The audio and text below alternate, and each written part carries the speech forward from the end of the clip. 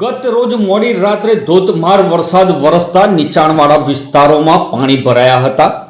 એટલું જ નહીં પરંતુ આજે દિવસ દરમિયાન મેઘરાજા ખંભાત ખાતે મહેરબાન થયા હતા અને બપોરના સમયે મુસળધાર વરસાદ વરસ્યો હતો, જેને લઈ પ્રજાને હાલાકીનો સામનો કરવો પડ્યો છે।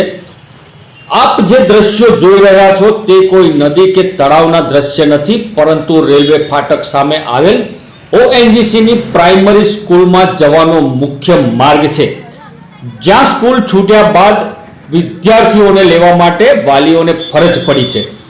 જ્યારે ચકડોળ ગ્રાઉન્ડ સામે આવેલી સોસાયટીમાં પણ પાણી ભરાતા જળબંબાકાર જેવી સ્થિતિ સર્જાઈ છે।